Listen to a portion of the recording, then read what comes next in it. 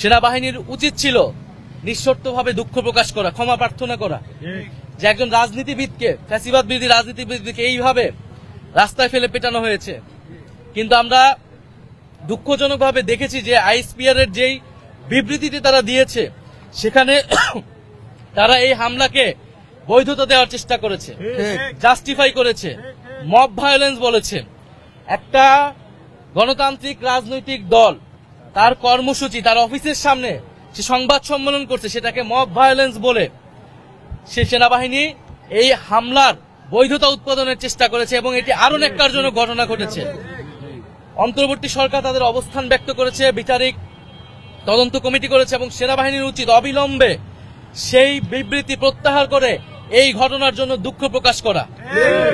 আমরা সেনাবাহিনীর প্রতি শ্রদ্ধাশীল ছিলাম অন্তর্বর্তী সরকার গঠনের সময় থেকেই, গণ অভ্যুত্থানের সময় থেকেই, এবং তাদের উপরে দেশের আইন শৃঙ্খলা সহ সামনের যে নির্বাচন হবে তার অনেক কিছু নির্ভর করছে। কিন্তু যদি সেনাবাহিনী এই ধরনের পক্ষপাতমূলক অবস্থান দেখা যায় যে একটি রাজনৈতিক দলকে বাঁচানোর চেষ্টা করা হচ্ছে এবং দুঃখজনকভাবে সেই রাজনৈতিক দল হচ্ছে ফ্যাসিবাদের দোসর, এবং তাকে বাঁচাতে গিয়ে ফ্যাসিবাদ বিরোধী জুলাই গণ অভ্যুত্থানের অন্যতম নেতাকে আক্রমণ করা হচ্ছে, এটা আমরা কখনোই মেনে নিব না।